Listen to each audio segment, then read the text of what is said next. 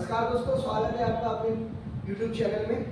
दोस्तों, स्टैटिक के हम लोग क्वेश्चन कर रहे थे, तो आज की क्लास में स्टैटिक के क्वेश्चन आपके सामने है।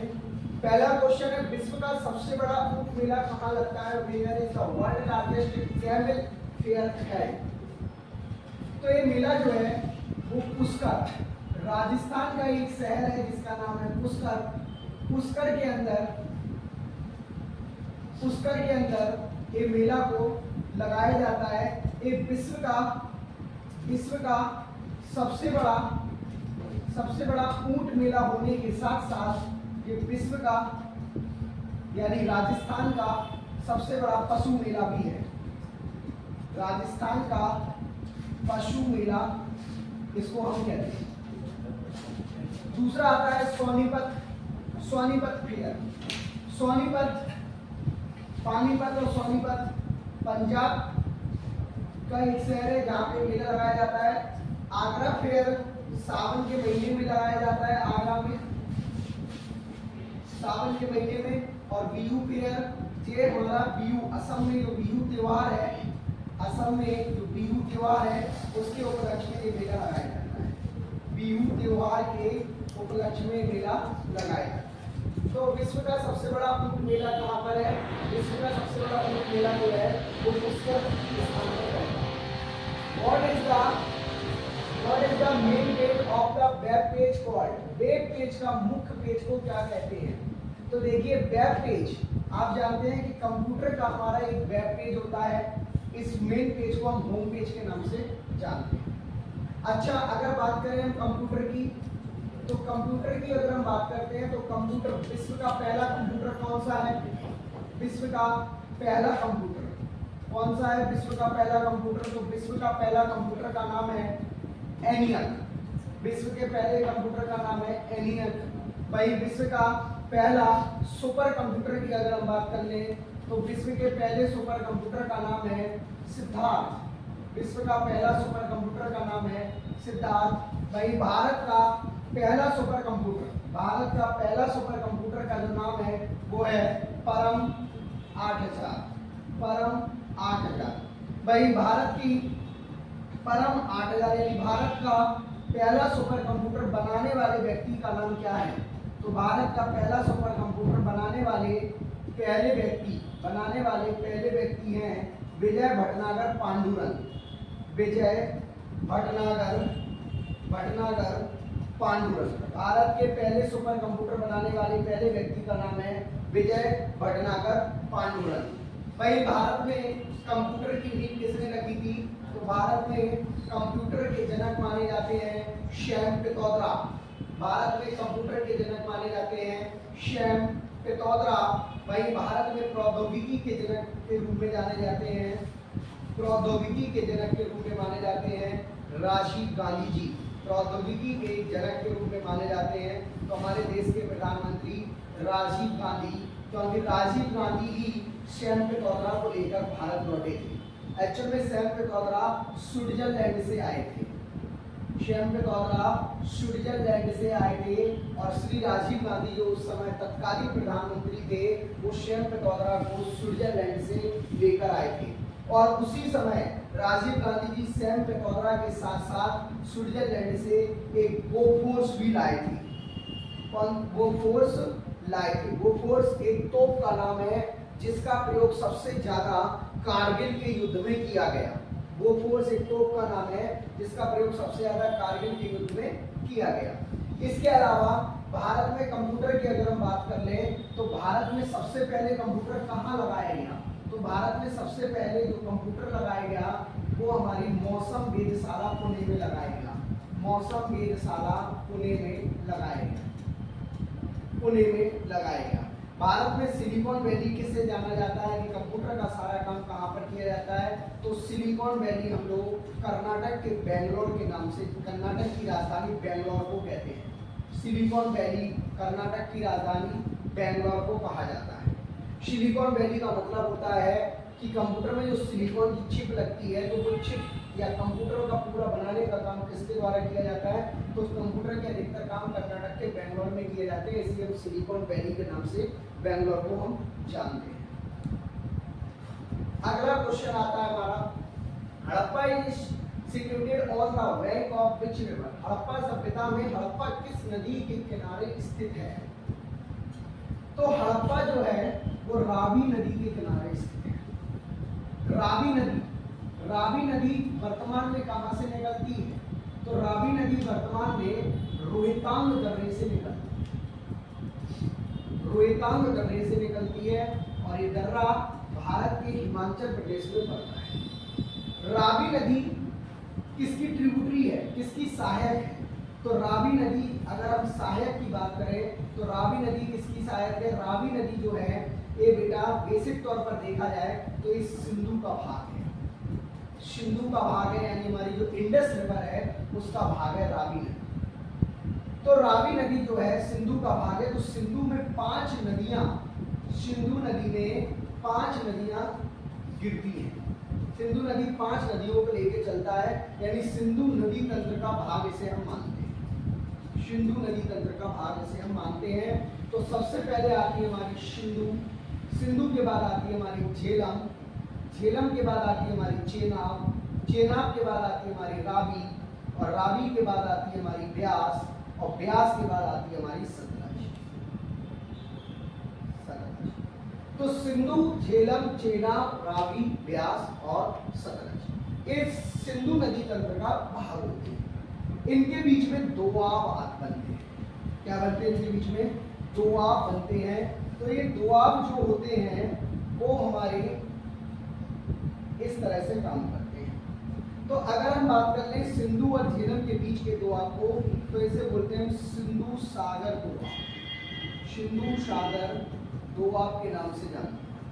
भाई हम झेलम और चेनाब के बीच की बात कर ले तो इसे हम छाछ दोआब के नाम से जानते हैं। भाई चेनाब और रावी के बीच की बात कर ले तो इसे हम रेचना दोआब के नाम से जानते हैं।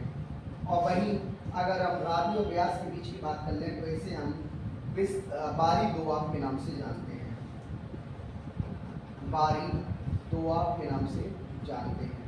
और वहीं अगर हम ब्यास और सतलज के बीच की बात कर लें तो इसे हम विस्त दोआब के नाम से जानते हैं। विस्त दोआब के नाम से इसे हम जानते हैं। तो सिंधु नदी तंत्र जो है वो रावी नदी है जो वो सिंधु नदी तंत्र का भाग होती है। इसके अलावा अगर हम बात कर लें गंगा रिवर की, तो गंगा रिवर जो है हमारा, गंगा नदी जो है वो 25-25 किलोमीटर की नदी है। गंगा नदी की टोटल डिस्टेंस 25-25 किलोमीटर की है और यह भारत की सबसे पवित्र नदी के रूप में जानी जाती है। भारत की सबसे पवित्र और मैदानी भागों में बहने वाली नदी के रूप में जानी जाती है। ये मैदानी भागों में भी बहती है, मैदानी भागों में बहती है। ये भारत की सबसे पवित्र नदी है और यह मैदानी भागों में बहती है। गंगा नदी की बात कर लें तो गंगा नदी उत्तराखंड के गोमुख से निकलती है। गोमुख से निकलती है। अगर गोमुख ऑप्शंस नहीं है तो आप गंगोत्री पर आंसर लगा सकते हैं। तो उत्तराखंड के गोमुख ग्लेशियर से निकलती है और अगर गोमुख ऑप्शंस नहीं है तो आप गंगोत्री का आंसर इसमें लगा सकते हैं। गंगा नदी की अगर हम बात कर लें तो गंगा का नाम गंगा जो है इसका नाम देवप्रयाग में पड़ता है। गंगा का नाम देवप्रयाग में पड़ता है। हमारे पास 4 प्रयाग होते हैं। हमारे पास प्रयाग जो है 4 है। तो सबसे पहले आता है हमारा विष्णु प्रयाग। सबसे पहले आता है हमारा विष्णु प्रयाग। इसके बाद आता है हमारा कर्ण प्रयाग, इसके बाद आता है हमारा रुद्रप्रयाग, और इसके बाद आता है हमारा देवप्रयाग, और इस देवप्रयाग के बाद आता है हमारा प्रयागराज। तो हमारे पास इतने सारे प्रयाग हैं और ये प्रयाग जो है वो भारत में कई नदियों के मिलन से बने हैं। बात कर लें हम विष्णु प्रयाग की, तो इन सभी प्रयागों में एक नदी कॉमन है जिसका नाम है अलकनंदा। इसका नाम है अलकनंदा। इसका नाम है अलकनंदा। इसका नाम है अलकनंदा। नंदा। ये सारी नदियां अलकनंदा में आके मिल जाती हैं। अगर हम बात कर लें विष्णुप्रयाग की, तो विष्णुप्रयाग किस नदी के पास अवस्थित है? तो विष्णुप्रयाग में हमारी आती है धौली गंगा। विष्णुप्रयाग में कौन सी नदी आती है? धौली गंगा नदी आती है। वही दूसरी ओर हम बात कर लें, अगर हम बात कर लें तो कर्णप्रयाग में हमारी आती है, कर्णप्रयाग में हमारी नदी आती है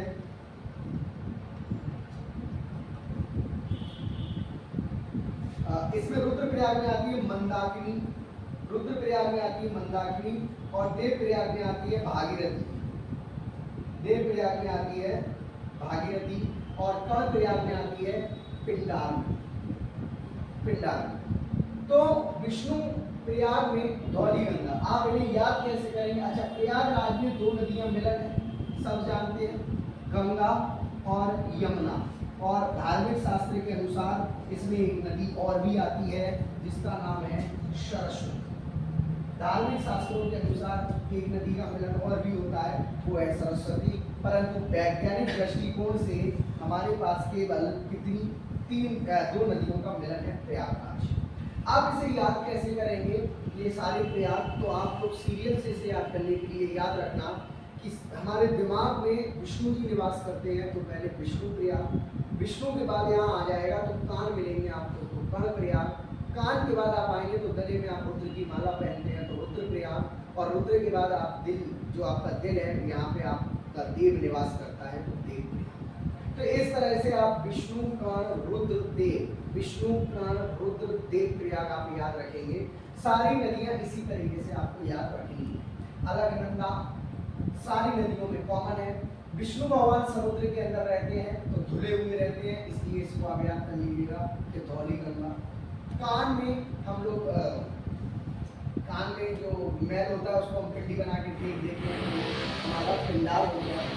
रुद्र में व्यक्ति का दिमाग जो है वो मंद हो जाता है, जब उसे गुस्सा आती है तो उसका दिमाग जो है वो मंद हो जाता है, तो उसे मंदाकिनी कहते हैं। और देव की अगर हम बात कर ले तो देव मतलब क्या है? दिल। चूंकि देव, हम देवता हमारे दिल में रहते हैं, और जिस पर हमें दिल आ जाता है उसके साथ हमें मिलने का मन करता है, तो उसका नाम हो गया भागीरथी। ठीक है ना? तो इस तरह से सारी नदियां आपको याद हो गई। तो ये आपका क्या हो गया? सारे प्रयाग। अब क्वेश्चन आता है कि गंगा का नाम गंगा कहाँ पड़ा? तो आपको बता दें कि गंगा का नाम देवप्रयाग के अंदर पड़ा। जब मंदाकिनी, भागीरथी और अलकनंदा का मिलन होता है तो इसका नाम गंगा। वही गंगा नदी का नाम अगर हम बात कर लें कहाँ पर? बांग्लादेश के अंदर, तो गंगा नदी का नाम बांग्लादेश के अंदर पद्मा होता है। और इसी पद्मा में जब जमुना मिल जाती है, तो ये दोनों नदियां मेघना बन जाती है। इसी पद्मा में जब जमुना मिल जाती है तो ये दोनों नदियां मेघना बन जाती हैं, और यह मेघना के नाम से बंगाल की खाड़ी में गिर जाती है, बंगाल की खाड़ी में गिर जाती है। क्वेश्चन आपसे पूछा जाएगा कि गंगा नदी का नाम बांग्लादेश में क्या है? तो आंसर लगेगा पद्मा। गंगा नदी में पद्मा नदी जो है और उसमें जमुना का जब मिलन हो जाता है तो उसका नाम क्या हो जाता है? मेघना। और ये मिलन कहाँ होता है? तो मिलन होता है बांग्लादेश में एक चांदपुर नामक स्थान पड़ता है, तो चांदपुर स्थान पर इसका मिलन होता है, तो इसलिए इसको मेघना के नाम से जानते हैं। भाई गंगा नदी का भारत में अंतिम पॉइंट कौन सा है?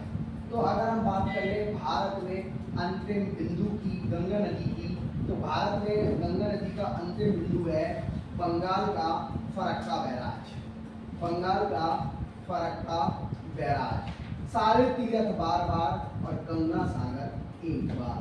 तो ये गंगा सागर जो है वो हमारा फरक्का बैराज में बना हुआ है, जो भारत में गंगा का अंतिम पॉइंट माना जाता है। आप सब दोस्तों ने एक फिल्म देखी है, राम तेरी गंगा मैली हो गई। तो राम तेरी गंगा जो है वो गंगा जो हीरोइन थी वो शशि कपूर को उत्तराखंड में मिलती है, उत्तराखंड में मिलती है, और उत्तराखंड में ट्रेन होता है, उत्तराखंड से वो बंगाल में आती है, जहाँ पर उसे शशि कपूर लास्ट में मिल जाते हैं। तो वो जब आप उसे देखेंगे तो वो उत्तराखंड से जाते हुए अपने साहब जी को ढूंढने के लिए बंगाल में आके मिलती है। तो आप ये समझ लीजिए कि गंगा नदी उत्तराखंड से होते हुए बंगाल तक जाती है भारत के अंदर, वही बांग्लादेश में उसका नाम तुरंत बर्मा बन जाता है। तो ये गंगा का पूरा मैटर आपको समझ में आ गया होगा। तो क्वेश्चन हमारा क्या था, हड़प्पा नदी। अच्छा, नेक्स्ट हमारा गोदावरी रिवर है। तो गोदावरी रिवर कहाँ से निकलती है? गोदावरी रिवर जो है वो ट्रंबकेश्वर की पहाड़ियों से निकलती है, ट्रंबकेश्वर की पहाड़ियों से निकलती है। आपको पता है कि ट्रंबकेश्वर में हमारे नासिक में पड़ता है और यहाँ पर संत जी भगवान शिव का समर्पित एक ज्योतिर्लिंग भी है। भगवान शिव समर्पित एक ज्योतिर्लिंग बना हुआ है जिसे हम ट्रंबकेश्वर ज्योतिर्लिंग के नाम से जानते हैं। नासिक में अवस्थित है। गोदावरी रिवर जो है वो ट्रंबकेश्वर की पहाड़ियों से निकलती है और यह यहाँ पर हर 12 वर्ष में, यहाँ पर हर 12 वर्ष में गंगा घाट नामक स्थान पर, गंगा घाट नामक स्थान पर कुंभ मेले का आयोजन किया जाता है। कुंभ मेला का आयोजन किया जाता है। बेसिक तौर पर मैं आपको बता दूं कि कुंभ मेला 12 साल में ही क्यों लगता है, क्योंकि बृहस्पति ग्रह 12 साल में सूर्य की प्रदक्षिणा लगाता है।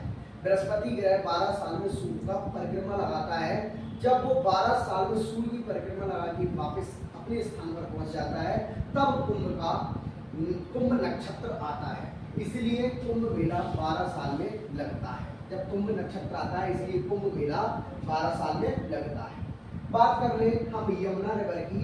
तो यमुना रिवर जो है वो उत्तराखंड से निकलती है और यह यमुनोत्री से निकलती है और यह बंदरपूछ ग्लेशियर से निकलती है। बंदरपूछ ग्लेशियर से निकलती है और इस उत्तराखंड के यमुनोत्री नामक स्थान पर यह नदी गंगा की सहायक नदी है। और यह नदी कहाँ मिल जाती है? तो गंगा की सहायक नदी प्रयागराज में मिल जाती है। यह नदी प्रयागराज में गंगा के साथ मिल जाती है। तो ये सारी नदियां आपको हमने समझा दी, हमारे ऑप्शंस में थी। क्वेश्चन इसका आंसर हुआ हड़प्पा।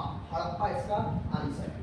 नेक्स्ट क्वेश्चन आता है हमारा, Which of the following river does not originate from the western घाट? इनमें से कौन सी नदी जो है वो पश्चिमी घाट से नहीं निकलती? देखिए गोदावरी अभी बताया मैंने आपको ट्रंबकेश्वर की पहाड़ियों से निकलती है और ट्रंबकेश्वर की पहाड़ियां हैं कहाँ? तो ट्रंबकेश्वर की पहाड़ियां जो है वो हमारे पश्चिमी घाट में अवस्थित है, अर्थात वेस्टर्न वैली में स्थित है हमारी गोदावरी की ट्रंबकेश्वर की पहाड़। क्योंकि वेस्टर्न वैली जो है वो गुजरात से स्टार्ट होती है। गुजरात की गिर पहाड़ियों से इसकी स्टार्टिंग की जाती है और यह वेस्टर्न वैली पश्चिमी घाट के, भारत का जो पश्चिमी घाट आप देख रहे हैं यहाँ पर से होते हुए जा रही है यहाँ तक और यहाँ पर पड़ती है नीलगिरी पर्वत श्रेणी। यह पर्वत श्रेणी भारत की एकमात्र पर्वत श्रेणी है जो त्रिक बिंदु पर मिलती है। त्रिक बिंदु का मतलब होता है यह है कर्नाटक, तमिलनाडु और केरल, तीनों राज्यों में मिलती है। कर्नाटक, तमिलनाडु और केरल में मिलती है। तो ये नीलगिरी पर्वत श्रेणी तक पश्चिमी घाट जाती है और आप जानते हैं कि नासिक जो है हमारा महाराष्ट्र का भाग है और महाराष्ट्र जो है वो इस वाले एरिया में महाराष्ट्र पड़ता है। तो डेफिनेटली है कि गोदावरी नदी तो वेस्टर्न का भाग होगी, दूसरा आता है महानदी, तीसरा आता है दामोदर और चौथा आता है ताप्ती। तो आपको बता दें पश्चिमी घाट से नहीं निकलती। इस क्वेश्चन में से आप नहीं शब्द हटाइए, अब यहाँ पे हमें पढ़ना है कि कौन सी नदी ऐसी है जो पश्चिमी घाट से निकलती है। तो आंसर गोदावरी हो जाएगा। आंसर जो है वो गोदावरी हो जाएगा। अगर आप इसमें नहीं शब्द लगाएंगे तो इसके ऑप्शन जो है वो मैच नहीं करेंगे, ठीक है ना। तो ये गलती होगी टाइप। तो पश्चिमी घाट से निकलती है तो ये कौन सी निकलती है? गोदावरी निकलती है पश्चिमी घाट से। क्योंकि महानदी जो है वो पश्चिमी घाट का भाग नहीं है। महानदी पश्चिमी घाट का भाग नहीं है, दामोदर नदी पश्चिमी घाट का भाग नहीं है, और तापी नदी भी पश्चिमी घाट का भाग नहीं है। क्योंकि तापी नदी जो है वो हमारे मध्य प्रदेश के अमरकंटक नामक स्थान से निकलती है। अमरकंटक की पहाड़ियों से निकलती है, मध्य प्रदेश की अमरकंटक की पहाड़ियों से निकलती है। दामोदर नदी की अगर हम बात कर ले तो दामोदर नदी जो है वो छत्तीसगढ़ की बस्तर की पठार से निकलती है, बस्तर की पठार से निकलती है। वही महानदी की बात कर ले तो यह सरगुजा जिले से निकलती है, उड़ीसा में स्थित है। तो हम अगर देखें छोटा नागपुर का पठार से ये निकलने वाली नदी है, तो हम अगर देखें तो ये सारे जो राज्य हैं वो हमारे पश्चिमी घाट के डिफरेंट वे हैं, इसलिए इसका आंसर जो है वो गोदावरी लगेगा। तो आंसर हमारा हो जाएगा गोदावरी। क्वेश्चन नंबर अगला आता है, who was the second satyagrahi in the non violent individual satyagraha. 1940 में अहिंसा व्यक्तिगत सत्याग्रह में दूसरे सत्याग्रही कौन? देखो बेटा मैं आपको बता दूं 1940 में 1940 में हमारे देश में पीटी नेहरू, महात्मा गांधी और उनके कई समर्थक लोगों ने अनशन किया था, सत्याग्रह किया। तो इसमें दूसरे सत्याग्रही का नाम है जवाहरलाल नेहरू। तो पहले सत्याग्रही कौन थे? कहानी क्या थी कि पाकिस्तान की मांग की जा रही थी। पाकिस्तान को नाम दे दिया गया था मुसलमानों के द्वारा 1940 में कि पाकिस्तान नाम का एक देश बनेगा। तो इसी के विरोध में हम लोग आंदोलन कर रहे थे। तो दूसरे सत्याग्रही जवाहरलाल नेहरू। महात्मा गांधी की हम बात कर लें। अच्छा, जवाहरलाल नेहरू हमारे देश के पहले पीएम भी बने, first PM of India Jawaharlal Nehru. इन्हें हम लोग भारत का वास्तुकार भी कहते हैं, भारत का आर्किटेक्ट ऑफ इंडिया, भारत का वास्तुकार जवाहरलाल नेहरू को कहते हैं। इसके अलावा इनकी एक बड़ी फेमस पुस्तक है जिसका नाम है discovery of India. Discovery of India इनकी एक पुस्तक है।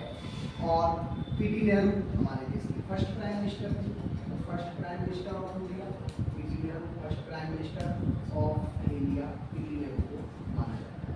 वो क्या होते हैं? महात्मा गांधी हमारे 1915 में साउथ अफ्रीका से भारत लौटे।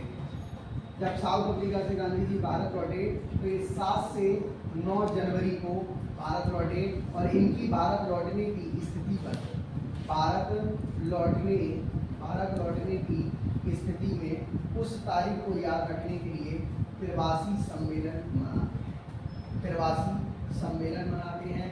वही 9 जनवरी को प्रवासी दिवस के रूप में भी मनाया जाता है, प्रवासी दिवस। मोतीलाल नेहरू की बात कर लें कि पीटी नेहरू जी के पिताजी थे। वही गोपाल कृष्ण गोखले की बात कर लें कि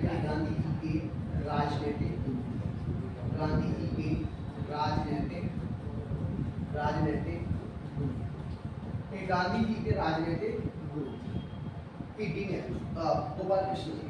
क्वेश्चन नंबर अगला आता है, participated in the all 3 round table conference. किसने तीनों गोलमेज सम्मेलन में भाग?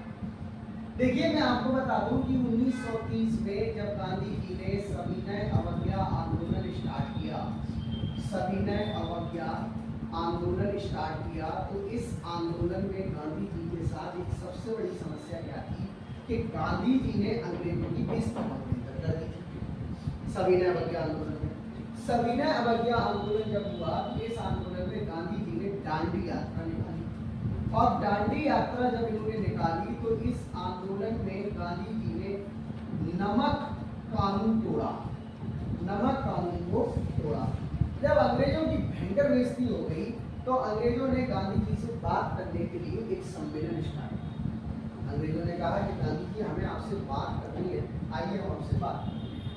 तो गांधी जी ने बात करने के लिए जब एक सम्मेलन स्टार्ट किया तो इस सम्मेलन को नाम दिया गया गोलमेज सम्मेलन, राउंड टेबल समिट, गोलमेज सम्मेलन इन्हें हमने नाम दिया। अब इस सम्मेलन में क्या हुआ कि ये सम्मेलन 1930 में पहला हुआ, 31 में दूसरा हुआ और 32 में तीसरा हुआ। पहला सम्मेलन 31 में, दूसरा 32 में, 30 में पहला 30वें, दूसरा 31वां और तीसरा 32वां। कहानी क्या हुई कि गांधी जी ने सविनय अवज्ञा आंदोलन जब किया तो इस आंदोलन में गांधी जी ने जब नमक कानून तोड़ा तो ये सम्मेलन जब हुआ तो इसमें गांधी जी उपस्थित नहीं हुए। जब गांधी जी उपस्थित नहीं हुए तो तत्कालीन बायसराय उस समय हुआ करते थे, तत्कालीन बायसराय इरविन साहब। तो इरविन से कहा गया कि भैया आप गांधी जी को बुलाओ, वो उनसे बात करनी है। अब गांधी जी तो हिलने से रहे नहीं, गांधी जी जान नहीं रहे, तो गांधी इरविन समझौता किया गया। गांधी इरविन समझौता हुआ और इस समझौते में तय किया गया कि गांधी जी की कुछ मांगे थी जिसको अंग्रेजों ने माना, और इस सम्मेलन में तय किया गया कि गांधी जी अब सेकंड गोलमेज सम्मेलन में पहुंचेंगे, बात करने जाएंगे। तो गांधी जी 1931 यानी 1931 का जो सेकंड गोलमेज सम्मेलन था इसमें गांधी जी पहुंचे। जब गांधी जी इस सम्मेलन में पहुंचे तो वहां के प्रधानमंत्री ने उनसे कहा कि महाराज जा तो रहे हो, कपड़े पहन लेते, क्योंकि गांधी जी धोती पहन के जाते थे हर जगह। गांधी जी ने सन 1915 में, आपको बता दें कि गांधी जी जब साउथ अफ्रीका से लौटे थे तो गांधी जी ने पूरे भारत का भ्रमण किया था उस समय 1915। जब भ्रमण किया तो उन्होंने देखा कि भारत में गरीब नंगे भूखे लोग, तो उन्होंने कहा कि जब भारत के लोगों के पास कपड़े नहीं है पहनने के तो हमारे पास कोट पैंट टाई रुमाल ये सब चीजें हम क्यों पहन रहे हैं। तो गांधी जी ने वस्त्र दिया और उसके बाद गांधी जी ने कसम खाई थी, साबरमती नदी के किनारे अहमदाबाद में उन्होंने वस्त्र त्याग किए। फिर गांधी जी ने कसम खाई थी कि हम लोग अब क्या करेंगे, अब हम धोती पहनेंगे, भारत की वेशभूषा में घूमेंगे। तो गांधी जी धोती पहने थे। गांधी जी जब धोती पहने तो इरविन उनके प्रधानमंत्री ने कहा महाराज जा रहे हो विश्व के सबसे बड़े किंग से मिलने जा रहे हो, राजा से मिलने जा रहे हो, कपड़े पहन लेते। तो गांधी जी ने बोला कि मेरे हिस्से के कपड़े तुम्हारे राजा तो पहने हैं, मेरे हिस्से के कपड़े तुम्हारे राजा तो पहने हैं। तब क्या हुआ कि गांधी इरविन समझौते में जब उन्होंने कहा कि मेरे हिस्से कपड़े तुम्हारे राजा तो पहने हैं, तब वहां के प्रधानमंत्री विंस्टन चर्चिल ने कहा कि दुनिया के राजा से मिलने एक अर्धनंगा फकीर आया। तो विंस्टन चर्चिल ने गांधी जी को विंस्टन चर्चिल ने गांधी जी को अर्धनंगा फकीर कहा, अर्धनंगा फकीर कहा। तब गांधी जी ने कहा कि भैया कपड़े पहनिए, तो विंस्टन चर्चिल ने गांधी जी को अर्धनंगा फकीर कहा। फिर इसके बाद क्या हुआ कि यहाँ पर जब गांधी जी पहुंचे तो डॉक्टर बी आर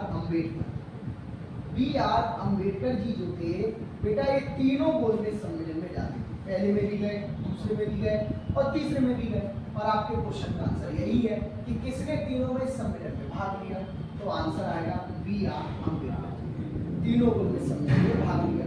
तो जब सेकंड गोलमेज सम्मेलन में बी आर अम्बेडकर जी पहुंचे तो इन्होंने वहां पर दलितों के लिए रिजर्वेशन की बात की। जब दलितों ने रिजर्वेशन की बात कर दी तो गांधी जी इस बात से नाखुश हुए और वो बीच में ही गोलमेज सम्मेलन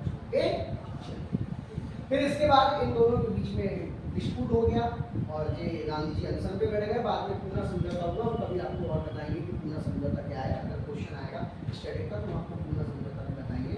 तो बी आर अम्बेडकर ने 1931 में, जब बी आर अम्बेडकर ने सम्मेलन हुआ तो बी आर अम्बेडकर तीनों सम्मेलन में पहुंचे, गांधी जी फिर तीसरे सम्मेलन पे नहीं पहुंचे। तो फिर ये सम्मेलन बंद कर दिए गए क्योंकि मेन जो बात थी वो हमें गांधी जी से करना थी, परंतु गांधी जी पहुंचते नहीं थे। तो सीधी सी बात है, दूल्हा बिन बारात हो जाता, राम बिना रामायण हो गई।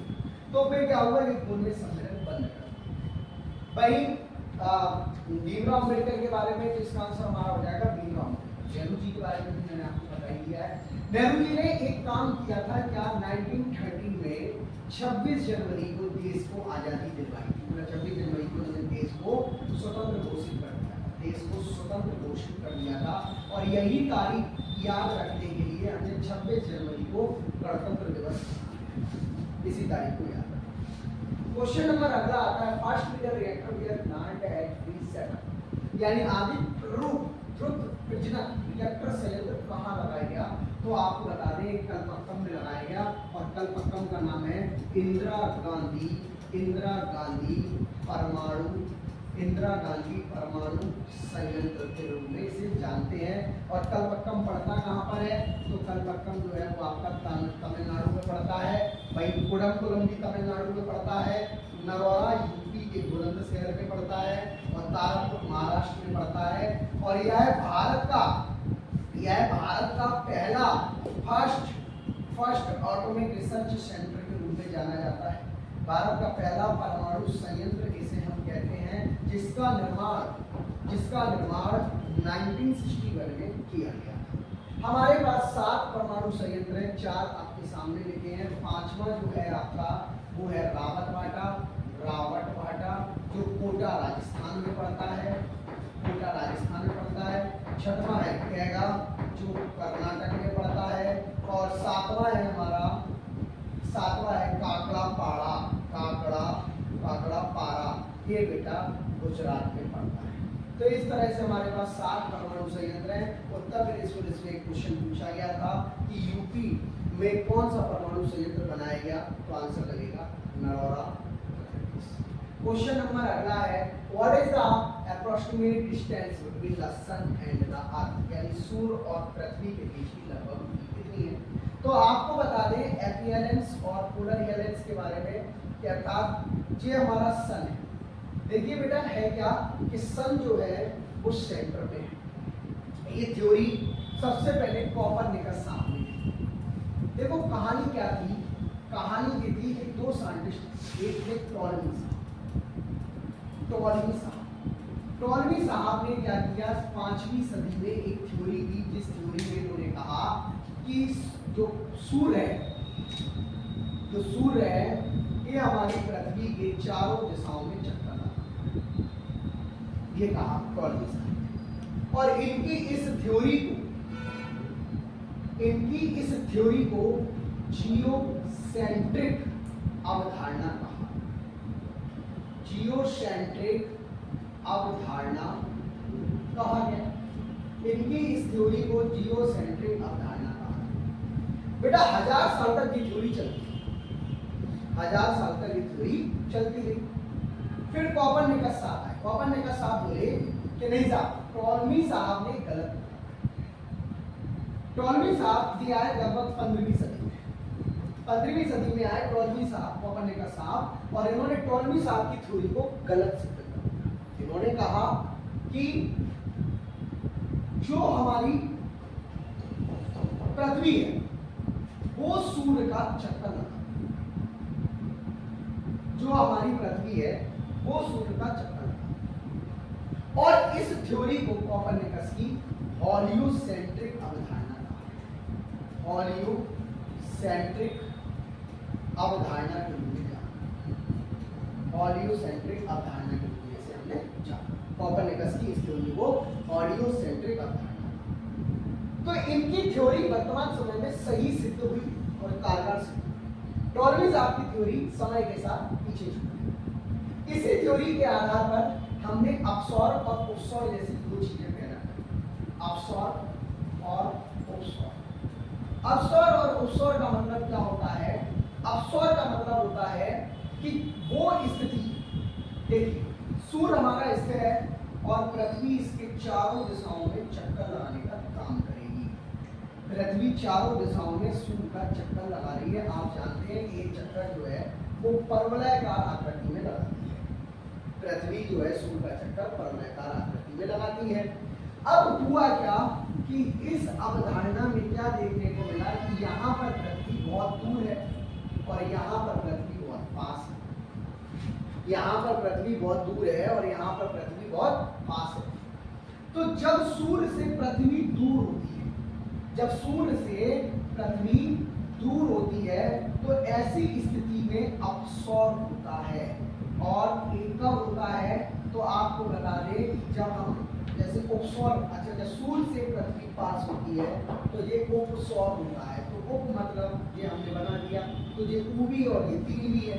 तो याद रखना ये 3 जनवरी को होता है। अब 3 बना है तो यहाँ पे आप लिख लीजिए उपसौर। 3 जनवरी को होता है। अब इस 3 में हमने एक और जोड़ दिया डंडा लगा के। इस 3 में हमने एक और जोड़ दिया डंडा लगा के, तो ये क्या हो गया 4 जुलाई। क्या हो गया 4 जुलाई। तो ये 4 जुलाई को अपसौर की स्थिति होती है। अब आपको बता दें कि सूर्य पृथ्वी से कितने दूरी पर होता है। तो सूर्य पृथ्वी से अगर हम देखें तो लगभग अगर हम एवरेज की बात कर लें तो 15.2 करोड़ किलोमीटर की दूरी पर है। और अगर हम वैसे बात कर लें हाईएस्ट दूरी तो 15.70 करोड़ किलोमीटर है। और अगर हम मिनिमम डिस्टेंस की बात कर लें तो 14.69 करोड़ किलोमीटर तक है। तो ये हमारी पृथ्वी और सूर्य की नजदीक दूरी है, ये हमारी सूर्य पृथ्वी की लंबी दूरी है, और ये हमारी सूर्य पृथ्वी की एवरेज डिस्टेंस है। तो आपसे पूछा गया कि लगभग दूरी कितनी है, तो भैया 15 करोड़ तो लगभग यही है, तो आप इसको ना 150 मिलियन वर्ष लगाओ। तो आपको उम्मीद है ये क्वेश्चन समझ में आ गया। क्वेश्चन नंबर अगला आता है, who votes in the presidential election in India. Bharat में राष्ट्रपति के चुनाव में वोटिंग कौन करता है, मतलब वोटिंग कौन करता है का शब्द लेके वोटिंग कैसे की जाती है ये हमें यहाँ पर लिखना पड़ेगा, क्योंकि यहाँ पे ऑप्शन जैसे दिए हैं उस हिसाब से। तो वोटिंग कैसे की जाती है, तो आपको बता दें वोटिंग जो है वो इलेक्टोरल कॉलेज के द्वारा की जाती है, इलेक्टोरल कॉलेज के द्वारा की जाती है। अच्छा, वोटिंग कौन करता है, तो वोटिंग का क्वेश्चन में ना वोटिंग कौन करता है, तो उसका हम आंसर लिख लेते हैं। वोटिंग जो है वो हमारे लोकसभा के निर्वाचित सदस्य वोट करते हैं। इसके अलावा राज्यसभा के निर्वाचित सदस्य वोट करते हैं, इसके अलावा सभी राज्यों की विधानसभा के निर्वाचित सदस्य वोट करते हैं, नंबर 4 दिल्ली व पौंडीचेरी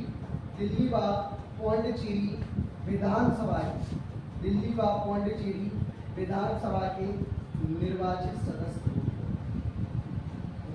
सदस्य वोट।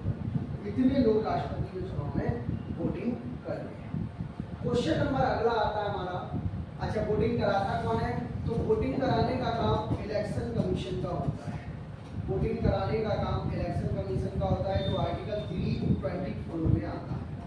आर्टिकल 324 में आता है 324। इलेक्ट्रॉल बॉन्ड क्या है, इलेक्ट्रॉल बॉन्ड से चंदा मिलता है, राजनीतिक पार्टियों को। अभी आपने पता होगा क्योंकि चुनाव जब हुए थे 2024 में, तो इस पर बड़ा बवाल हुआ था कि बीजेपी को इतना चंदा मिला है इलेक्ट्रॉल बॉन्ड के द्वारा। और ये जारी कौन करता है, तो ये कोई भी सरकारी बैंक जारी करता है, लेकिन वर्तमान में SBI के द्वारा जारी किया जाता है। क्वेश्चन नंबर अगला, who are the first Indian women to go space. अंतरिक्ष में जाने वाले भारत की प्रथम महिला कौन। तो भारत की प्रथम महिला जो थी उनका नाम था कल्पना चावला भारत की प्रथम महिला थी जो अंतरिक्ष में गई थी। सुनीता विलियम्स ये भी अंतरिक्ष में गई हैं, लेकिन ये क्या है कि अमेरिका की है। वैलेंटीना तेरेस्कोवा ये USSR की है। अच्छा चलो, यूरी गॉगरिन ये फर्स्ट व्यक्ति थे जो कहाँ पहुंचे थे, अंतरिक्ष में। इसके पहले अंतरिक्ष में सबसे पहले कौन गया था, तो लाइका नाम की कुतिया गई थी। लाइका कुतिया अंतरिक्ष में गई थी। वैलेंटीना तेरेस्कोवा USSR के फर्स्ट व्यक्ति थे, जो अंतरिक्ष में पहुंचे। भारत से पहले अंतरिक्ष में पहुंचने वाले व्यक्ति कौन है, तो भारत के पहले व्यक्ति अंतरिक्ष में पहुंचने वाले हैं राकेश शर्मा। पहले व्यक्ति वो है राकेश शर्मा, जो 1984 में गए थे। और इंदिरा गांधी ने इनसे पूछा था, उस समय प्रधानमंत्री इंदिरा गांधी थी। इन्होंने पूछा था आपको हमारा भारत कैसा लग रहा है, तो उन्होंने कहा था सारे जहां से अच्छा भारत में लगा। तो भारत में जाने वाले पहले व्यक्ति का नाम था राकेश। तो हमारे क्वेश्चंस कंप्लीट हुए आज के। कैसा लगा आपको हमारा ये वीडियो, कमेंट बॉक्स में जरूर बताएं, और लाइक कर दें, शेयर कर दें, सब्सक्राइब कर दें। इस क्वेश्चनों की जो PDF है वो हमारे टेलीग्राम चैनल पे आपको मिल जाएगी, और टेलीग्राम की जो लिंक है वो डिस्क्रिप्शन बॉक्स में पड़ी हुई है। टेलीग्राम चैनल से जुड़ने के साथ साथ आप हमारे व्हाट्सएप चैनल से भी जुड़ सकते हैं, हमसे कॉन्टैक्ट कर सकते हैं। नीचे नंबर चल रहा है। नमस्कार, जय हिंद, जय भारत, जय संविधान।